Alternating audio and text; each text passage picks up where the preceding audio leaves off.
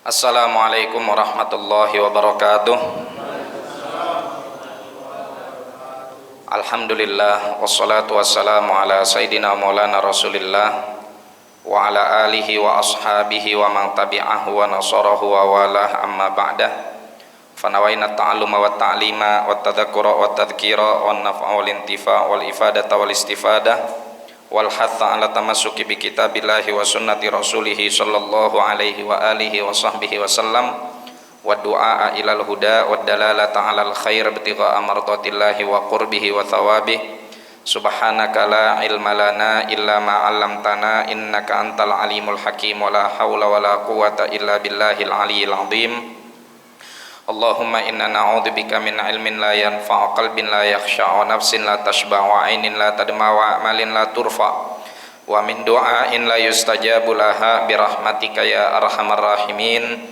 Allahumma inna nas'aluka al-ilma ladunni wal mashraba as-safiyal hani ya wahhabu ya ghani. Allahumma la sahla illa ma ja'altahu sahla wa anta taj'alul hazana idza syi'ta sahla. Allahumma sahhil lana hifdzal ulum wa hab lana wasi'atil fuhum bi jahi nabiyikal maksum. Allahumma arinal haqqa haqqa warzuqna tiba'ah wa arinal batila batila warzuqna jitinabah wa la taj'alhuma mushtabihan alaina fanattabi'al hawa. Allahumma ya man waffaqa ahlal khairi lil khairi wa anahum alaih waffiqna Allahumma lil khairi wa a'inna alaih. Ahbabana al-afadil, jamaah kaum muslimin wal muslimat, as'adakumullah. Alhamdulillah atas segala nikmat yang Allah berikan kepada kita. Mudah-mudahan kita senantiasa menjadi hamba Allah yang benar-benar bersyukur atas segala nikmat yang Ia anugerahkan kepada kita. Jamaah sekalian yang dimuliakan oleh Allah, sebelum kita mulai pengajian pada malam hari ini, mari sama-sama kita bacakan suratul Fatihah. Kita niatkan khusus untuk negeri kita Indonesia tercinta ini, seluruh penduduknya.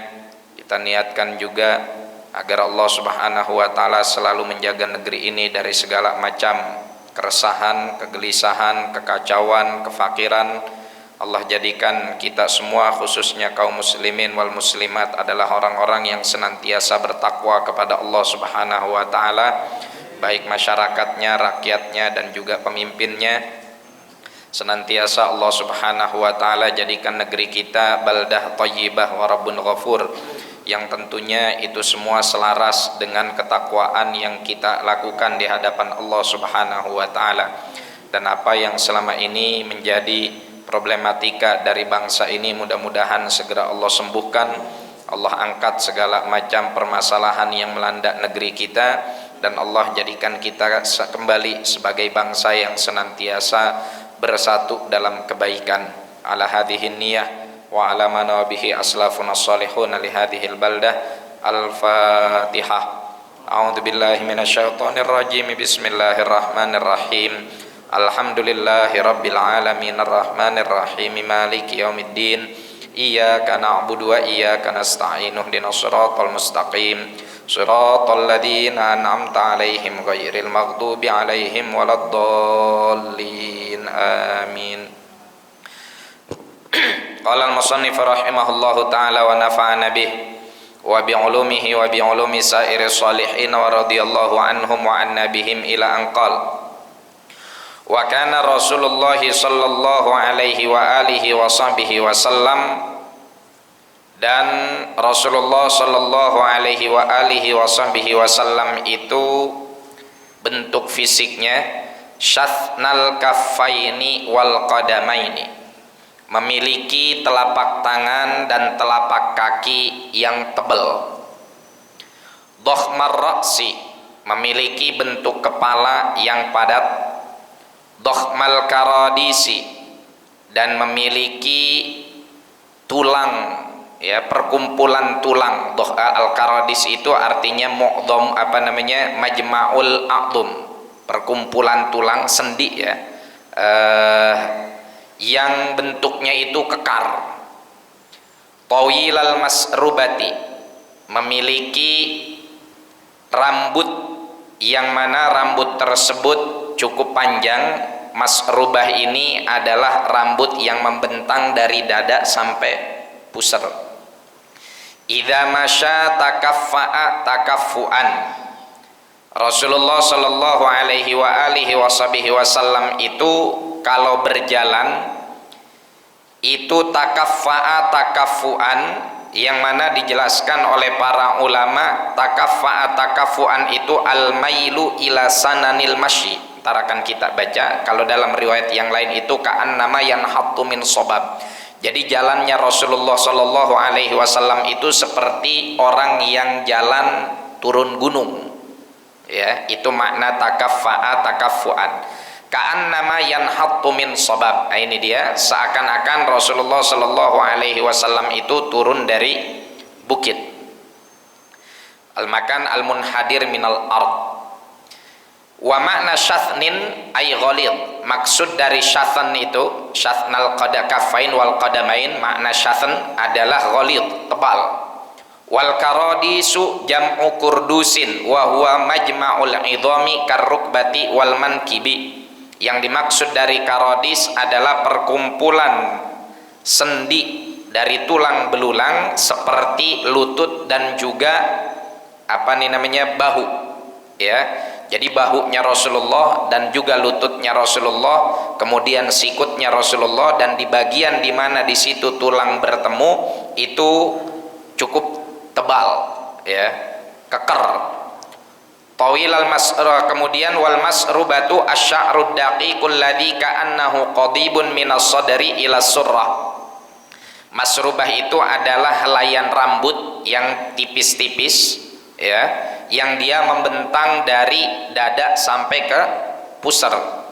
Wa takaffu'u al-mailu ila sananil masyi.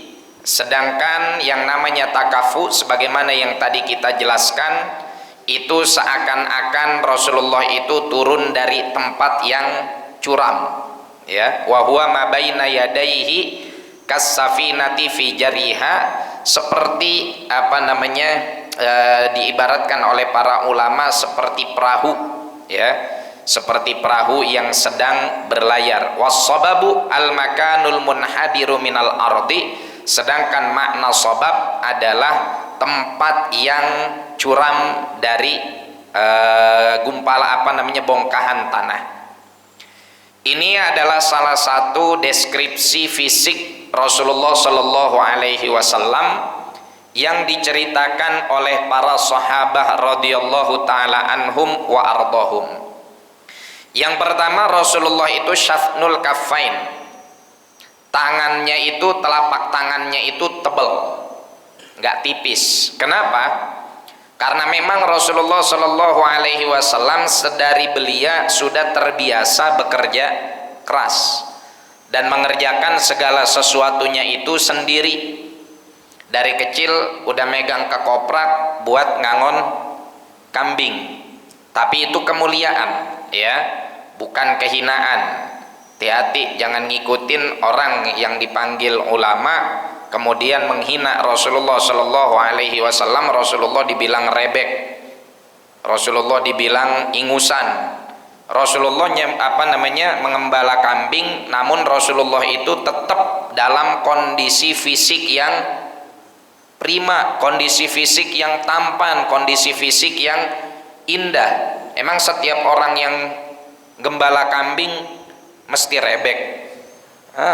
Kagak, ya.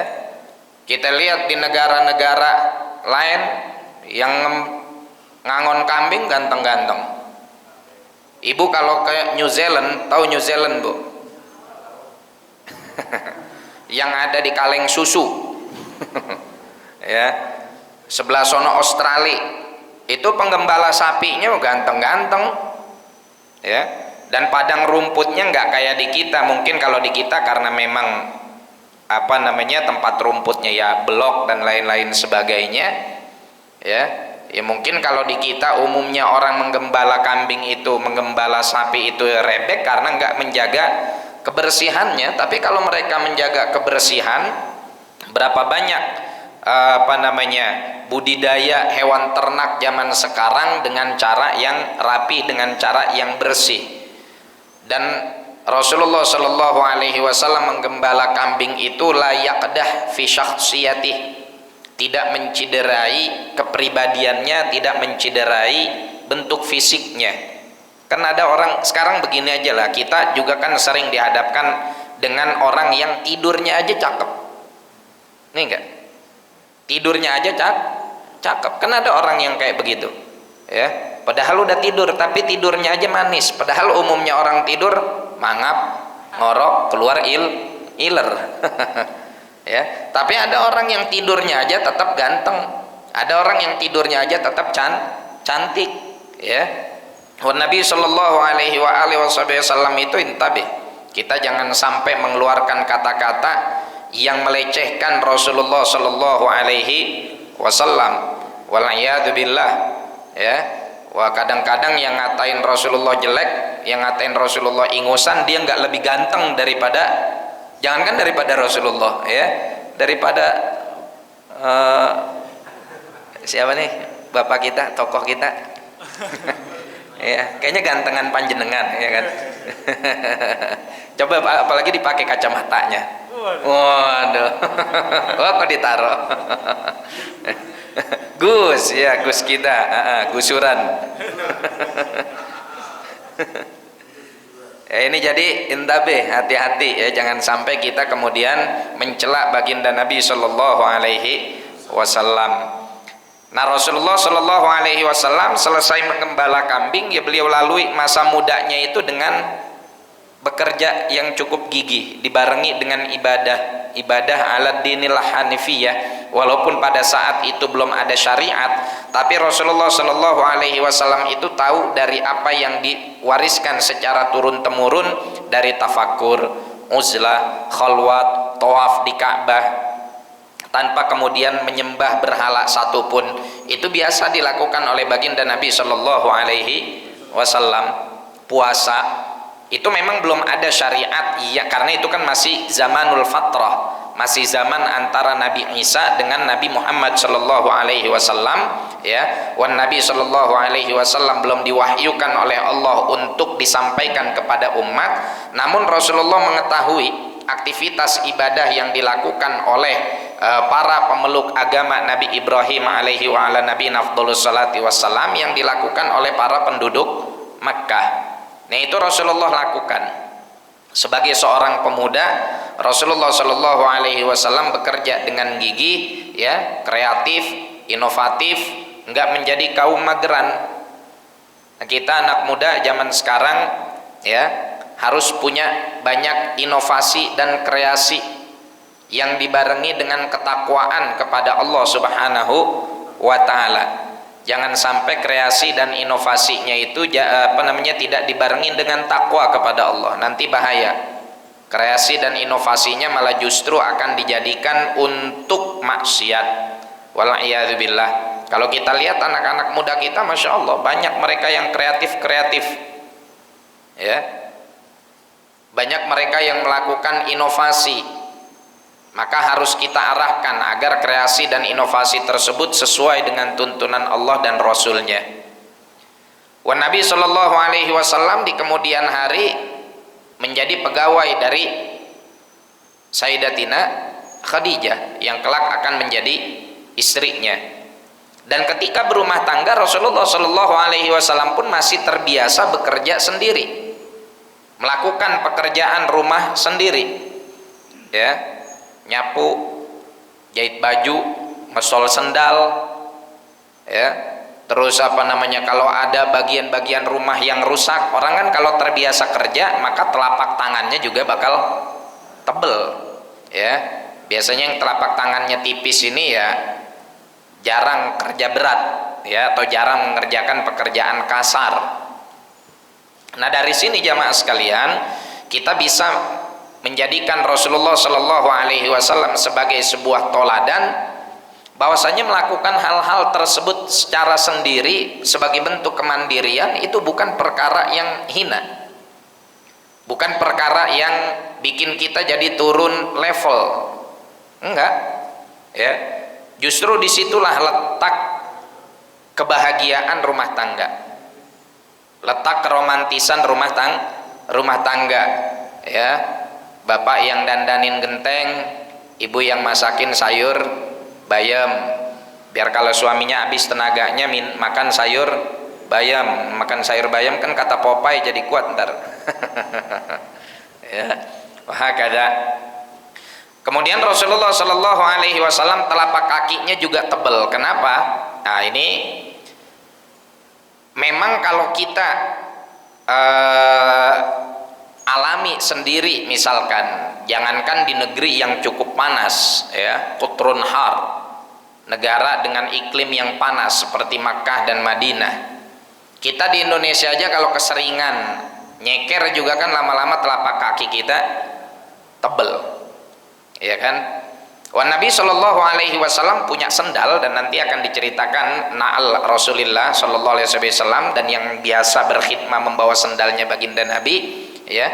Tapi memang umumnya bangsa Arab dengan saat itu belum dikenal yang namanya keramik, ya, belum dikenal yang namanya plesteran. Jadi hatta bahkan mungkin di dalam rumah pun mereka lantainya adalah tanah.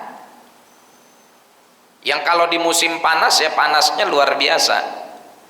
Saya aja masih ngalamin punya rumah nggak diplester, ya, dalamnya itu masih tanah.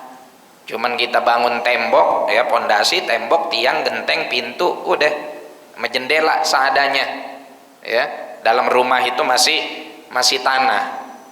Belum sanggup melester rumah, melur rumah, belum sanggup untuk ngeramik rumah. Jadi wajar kalau seandainya telapak kaki juga kemudian tebal. Tapi apakah ketebalan telapak kaki itu mengurangi ketampanan fisik? Enggak, ya, tidak mengurangi ketampanan fisik. Yang ngurangin ketampanan fisik itu bukan ketebalan kaki, tapi ketipisan dompet.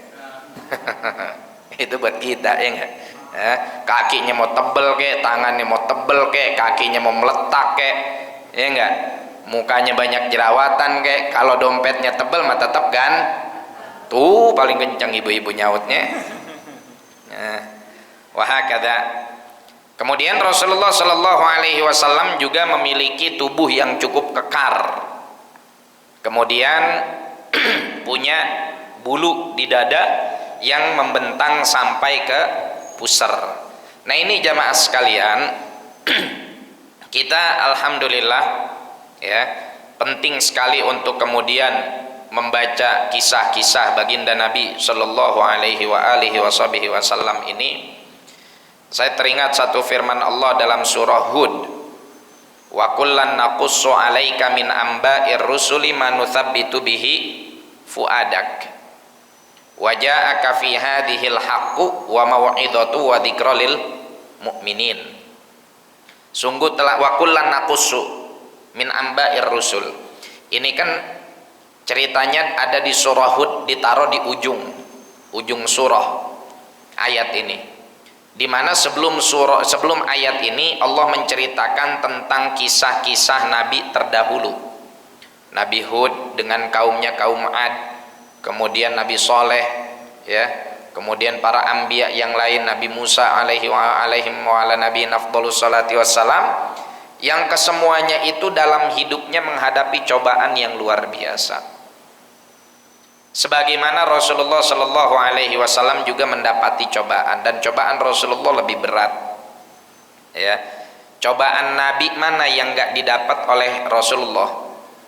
Intimidasi dari penguasa Rasulullah dapat. Nabi yang lain juga dapat. Katakan Nabi Sulaiman nggak dapat intimidasi dari penguasa karena beliau juga adalah seorang raja, ya.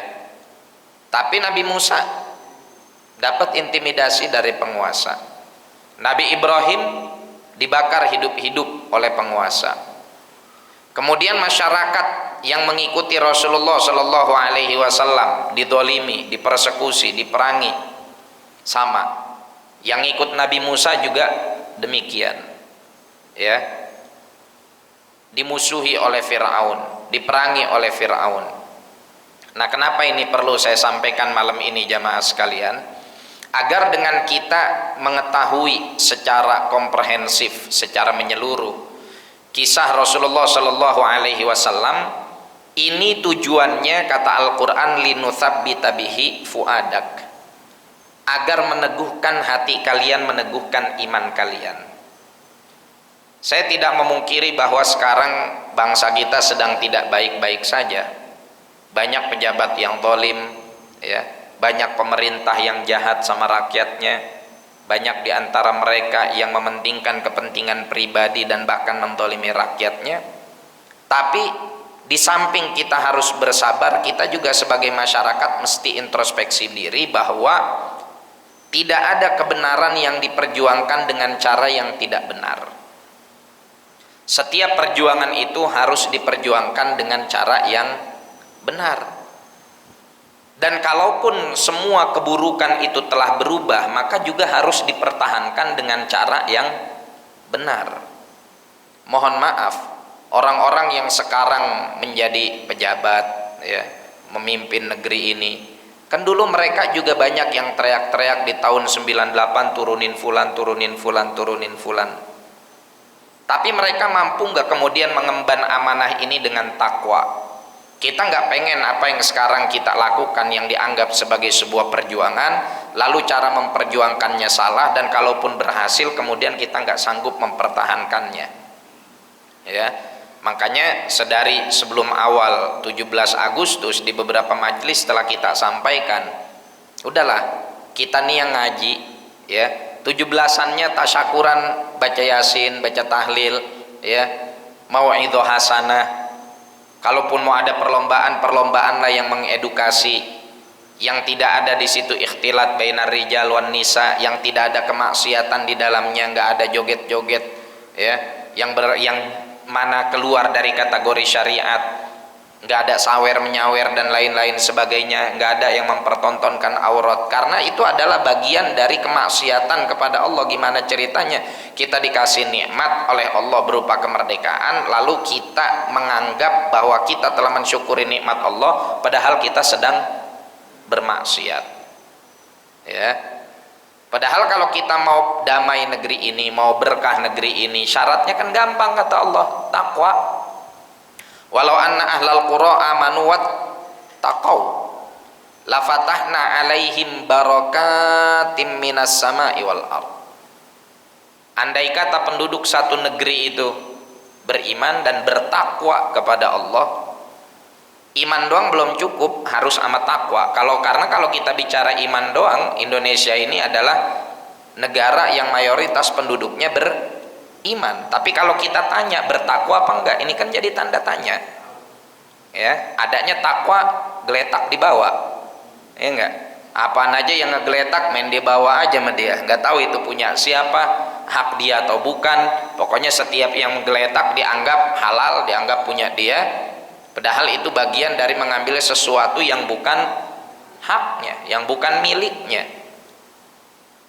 Kita kalau ngomong masalah beriman, ya kita mayoritas penduduk Indonesia muslim, mukmin, tapi takwanya mana? Gimana negeri ini mau diberikan keberkahan berupa pemimpin yang adil, pemimpin yang bijaksana, masyarakat yang damai, ya, kemudian sumber daya alam yang melimpah yang bisa kita nikmati hasilnya, kalau kitanya sendiri nggak kompak dalam takwa, kalau kitanya sendiri melanggar perintah Allah, perjudian di mana-mana, mabuk-mabukan di mana-mana, ya. Kemarin kita dapat cerita dari teman-teman, dari beberapa pengurus masjid, ada salah satu masjid yang mencoba, ayo deh nggak apa-apa nih kita buka masjid kita walau 24 jam, ya, 24 jam. Kebetulan ada marbot pada saat itu lupa, dia pulang ke rumah, ya, nggak nongkrong di masjid, depan masjid ada saung. Apa yang dipakai buat apa tuh saung tersebut? Dipakai sama anak muda buat mabok. Ya Allah, mabok di saung depan masjid. Terus besok teriak-teriak pemerintah dolim, DPR dolim, dan lain-lain sebagainya. Kita tidak memungkiri kedoliman yang dilakukan oleh beberapa oknum pejabat kita. Tapi gimana kita mau berhasil berjuang, ya, kalau kitanya sendiri nggak dekat dengan Allah Subhanahu wa Ta'ala? Iblis tawa, ya, ente memperjuangkan hak, memperjuangkan kebenaran, entenya sendiri nggak pada bener. Nah, kalau kita baca sejarah Nabi Shallallahu Alaihi Wasallam, beliau juga diintimidasi oleh penguasa pada saat itu. Yang ngikutin Rasulullah Shallallahu Alaihi Wasallam juga sama, diintimidasi, dipersekusi, bahkan dieksekusi. Sayyidina Bilal bin Rabah dicambuk, ditindihin batu yang besar. Sumayyah ditusuk kemaluannya dengan tombak panas sampai nembus ke mulut, perempuan padahal. Ya. Kemudian siapa lagi? Banyak. Ammar bin Yasir, walaupun pada akhirnya dia berucap, ya saya keluar dari agama Islam, tapi kemudian balik ke Nabi Shallallahu Alaihi Wasallam sambil nangis karena dia nggak sanggup melihat siksaan yang diterima oleh kedua orang tuanya. Tapi apa yang dilakukan oleh Rasulullah? Yang dilakukan oleh Rasulullah, ayo kita dulu nih perbaiki pribadi kita untuk takwa kepada Allah, dan perjuangannya kan nggak sebentar. Ya, 10 tahun Nabi Shallallahu Alaihi Wasallam di Makkah itu dilalui dengan kesulitan. 10 tahun kan kalau bahasa kita 2 periode. Ya. Tapi apakah semua itu selesai? Enggak. Rasulullah Shallallahu Alaihi Wasallam hijrah ke Madinah. Nunggu 8 tahun kemudian baru kembali ke Makkah. Ya. Baru pada saat kaum muslimin sudah benar-benar secara kompak takwa kepada Allah Subhanahu wa taala, kembali ke Mekah dalam keadaan damai, barulah kemudian Makkah dan Madinah menjadi negeri yang baldah thayyibah wa rabbun ghafur. Berapa lama perjuangannya? Jangan kita lihat durasi perjuangannya sekian belas tahun atau katakan 20 tahun. Jangan. Tapi lihat dari semua dalam membangun pribadi itu, dalam membangun setiap individu yang menjadi yang bertakwa kepada Allah Subhanahu wa taala, itu yang mesti kita perhatikan. Nah, makanya majelis seperti ini jamaah sekalian jangan kita batasi hanya sampai di sini saja. Paling enggak nyampe rumah kita ajarkan anak-anak kita agar mereka kenal nabinya, agar mereka kenal agamanya, agar mereka takut kepada Tuhannya, takut kepada Allah Subhanahu wa taala. Ya, ingat, kemenangan gak akan pernah bisa dihasilkan oleh mereka-mereka yang tidak bertakwa kepada Allah. Kalaupun ada kenikmatan duniawi, itu jatuhnya jadi istidraj. Jadi istidraj. Kita ambil sampel sederhana. Orang dulu berjuang reformasi. Pada saat itu yang teriak-teriak reformasi kan belum jadi pejabat. Ya kan? Oke, dia berjuang reformasi, dia pikir dia berhasil. Karena pemerintah bisa digulingkan. Kemudian satu persatu dapat jabatan dan lain-lain sebagainya.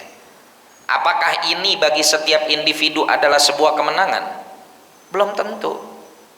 Buktinya banyak di antara mereka yang dulu teriak-teriak untuk menggulingkan pemerintahan, yang kemudian pada akhirnya begitu mendapatkan materi duniawi yang dia anggap itu sebagai sebuah kemenangan, justru terlena dalam perbuatan kemaksiatan. Akhirnya jadi koruptor, ya.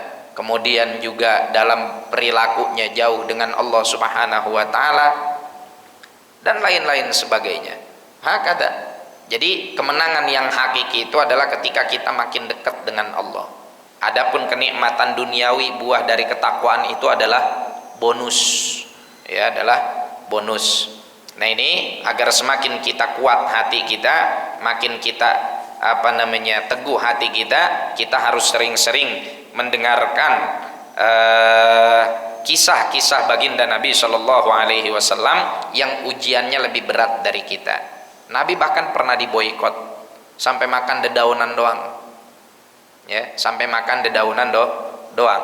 Nah, kita kalau pengen menang ya harus kita ikuti jalan Rasulullah. Kalau kita pengen negeri ini terbebas dari orang-orang yang nggak bertakwa, kitanya juga harus bertakwa. Karena adanya pemimpin dolim itu karena masyarakatnya yang ahli maksiat. Kata Nabi begitu. Dimulai bahkan dari ngerapihin soft sholat. Kata Rasulullah sallallahu alaihi wasallam, la tusawunna sufufakum aw la yukhalifannallahu baina wujuhikum. Satu ketika Nabi lagi ngimamin, kemudian ngelihat ke barisan salat ada renggang-renggang, ya, ada bolong-bolong, Nabi bilang, "Rapihin, barisannya, atau kalau enggak nanti ente bakal jadi orang yang saling berselisih. Jadi perselisihan di tengah umat itu bisa jadi gara-gara kita kagak mau ngerapihin barisan sholat kita. Seperti kata baginda Nabi, sekarang kita kalau ngerapin, kita lihat barisan sholat kita coba kayak apa. Kadang-kadang depannya masih kosong, kita di belakang main jorok-jorogan. Bapaknya, oh jangan, saya masih muda. Bapak aja udah haji, situ juga kan udah haji kecil, umroh. Jangan, ada yang kosong isi, ya, karena itulah yang disampaikan oleh Rasulullah Shallallahu Alaihi Wasallam. Wa kana Rasulullah Shallallahu Alaihi Wasallam ja'dan rajila. Rasulullah Shallallahu Alaihi Wasallam itu memiliki rambut yang ikal, ya. Walam yakun bil mutahham. Dan Rasulullah Shallallahu Alaihi Wasallam itu bukan fisiknya itu tidak gobior, bukan gemuk yang gemoy, ya, bukan gemuk yang kebanyakan lemak, ya, tapi gempal, ya, berisi, apa sih istilahnya, sekel, keker, ya. Bukan yang gemuk sampai gobior, bukan. Wala bil mukaltham. Wa Nabi sallallahu alaihi wasallam wajahnya itu bukan mukaltham. Mukaltham itu adalah wajah yang bulat. Ya. Wajah Rasulullah sallallahu alaihi wasallam agak tirus. Tapi enggak tirus banget karena nanti fi wajhihi tadwir, wa kana fi wajhihi tadwirun. Tadwir itu dia. Tadwir itu sebetulnya bulat, tapi karena disebut ghairu mukaltham maka agak oval, ya, agak oval. Abyadu musyarrabun.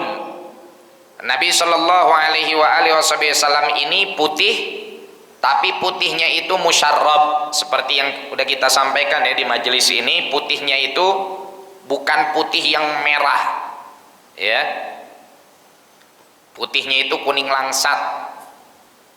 Kemudian ada ajal ainain. Rasulullah Shallallahu Alaihi Wasallam itu bola matanya yang bagian hitamnya itu sangat hitam pekat. Kemudian juga ahdabal asfar. Rasulullah Shallallahu Alaihi Wasallam itu bulu matanya lentik. Kemudian jalil al musyashi wal katidi. Rasulullah Shallallahu Alaihi Wasallam itu, ya, al musyash wal katid itu maknanya sama tadi, maknanya sama dengan al karodis, ya. Ini dalam bentuk redaksi yang lain, diriwayatkan oleh para sahabat dalam bentuk redaksi yang lain.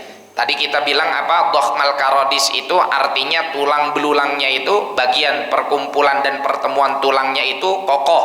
Ini juga disebut dengan redaksi jalil al musyash wal katid. Kemudian Rasulullah Shallallahu Alaihi Wasallam itu ajrad, tidak banyak bulu, ya. Ada beberapa bulu tapi enggak sampai lebat banget. Kadang kan ada sebagian orang itu bulu tangannya, bulu kakinya itu sangat lebat. Dza masrubatin. Wa Nabi sallallahu alaihi wasallam itu memiliki masrubah. Apa tadi masrubah? Bulu dada. Ya. Bulu dada ini menandakan apa?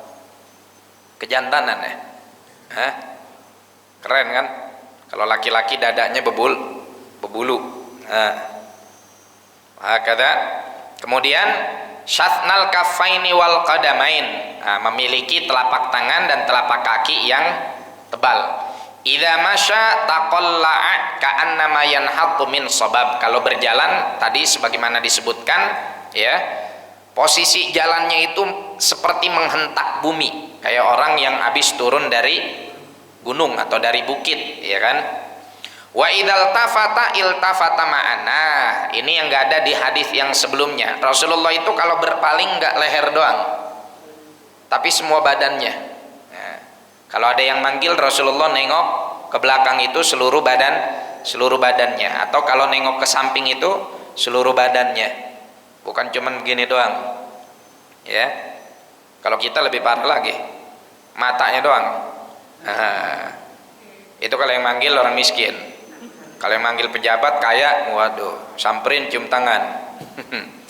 Baina katifaihi khatamun nubuwah. Nah, di antara pundaknya di sini ada khatamun nubuwah. Nanti ada bab sendiri tentang khatamun nubuwah, yaitu satu tonjolan daging yang menjadi tanda kenabian. Ya, ada yang bilang nonjolnya itu sebesar telur burung puyuh.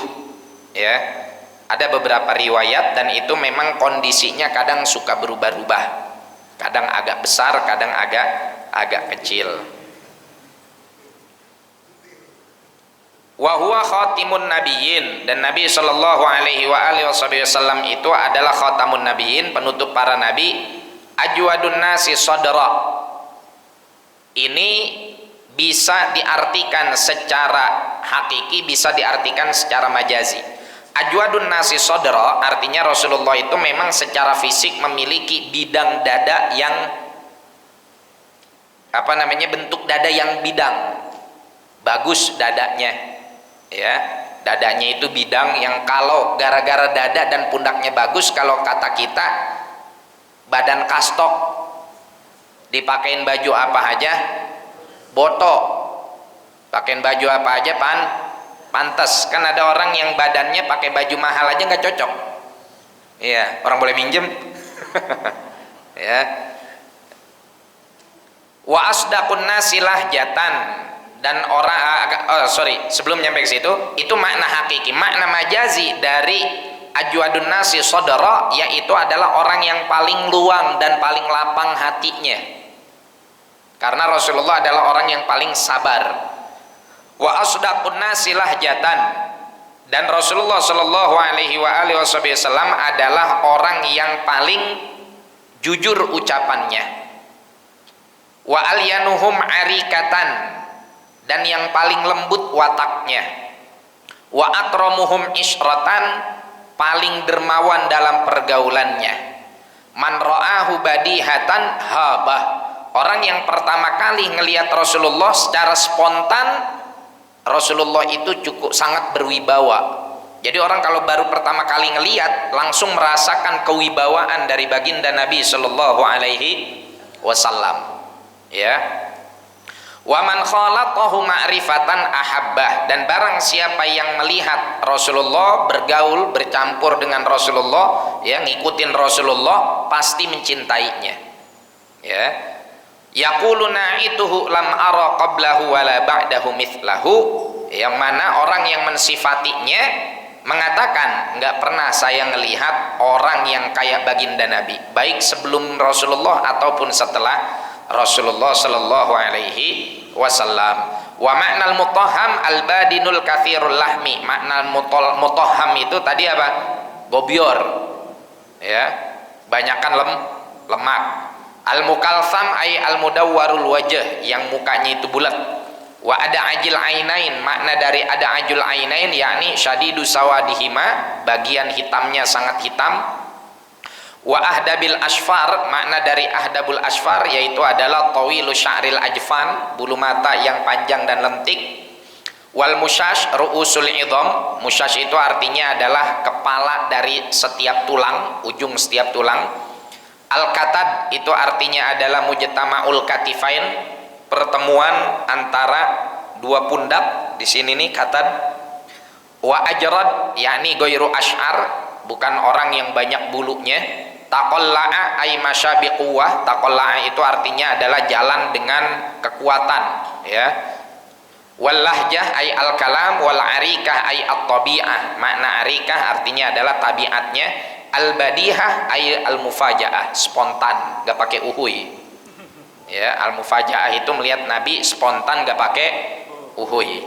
Ya, artinya ngelihat, baru ngelihat aja udah langsung berwibawa nih orang, bukan takut tapi menghormati. Hakadha. Wah, ini adalah bulan Maulid baginda Nabi sallallahu alaihi wasallam, ya, bulan dimana kita harusnya makin banyak mempelajari tentang Rasulullah. sejarahnya, gaya hidupnya, ya, lifestyle-nya, pola pikirnya, kemudian tasarrufnya, tindakan-tindakannya, ini semua harus kita bumikan dalam hati kita, dalam keluarga kita, dalam anak cucu kita, dan juga masyarakat kita. Kita sudah terlampau jauh meninggalkan Rasulullah Shallallahu Alaihi Wasallam. Bukan Rasulullah yang ninggalin kita, kita yang ninggalin Rasulullah. Rasulullah nggak pernah ninggalin kita. Rasulullah nggak pernah ngejauhin kita. Kitanya yang menjauhkan diri dari Rasulullah Shallallahu Alaihi Wasallam. Nah, mudah-mudahan berkah pengajian Syama'il ini, khususnya ini adalah bulan Rabi', bulan dimana kita seharusnya semakin syahdu, semakin sejuk, semakin damai dengan mengenang jasa perjuangan Rasulullah Sallallahu Alaihi Wasallam. Maka kita berharap kepada Allah agar Allah senantiasa turunkan kepada kita kedamaian, kesejahteraan, dan kemakmuran. Al-Fatihah bil qabul wal iqbal wa salahi kulil ahwal hadrati sayyidina Rasulillah sallallahu alaihi wa alihi wa sahbihi wasallam maula Bilal al-badril mutalal an Allah ta'ala yaftahu alaina futuhal arifin wa yarzuquna kamalal ikhlas wal yaqin tsabbit aqdamana ala qadamil habibil amin. Yubarik hadzal masjid wa man shalla fihi man anfaqa wa tabarra'a wa darasa fihi wa yanshur hadhil barakat wal khairat wal anwar ila jamil ummatil islamiyah yaj'al hadhil baldah baldatan aminatan mutmainnah rakhiyah ala hadhihi niyyah wa ala man bihi masyayikhuna wa ila hadratin nabi Muhammadin sallallahu alaihi wa alihi wa sahbihi wasallam bisirril Fatihah. A'udzu billahi minasyaitonir rajim. Bismillahirrahmanirrahim. Alhamdulillahi rabbil alamin arrahmanir rahim maliki yaumiddin. Iyyaka na'budu wa iyyaka nasta'in ihdinas siratal mustaqim siratal ladzina an'amta 'alaihim ghairil maghdubi 'alaihim waladdallin. Amin. Subhanakallahumma bihamdika asyhadu an la ilaha illa anta astaghfiruka wa atubu ilaik. Wal 'afwu minkum. Assalamualaikum warahmatullahi wabarakatuh.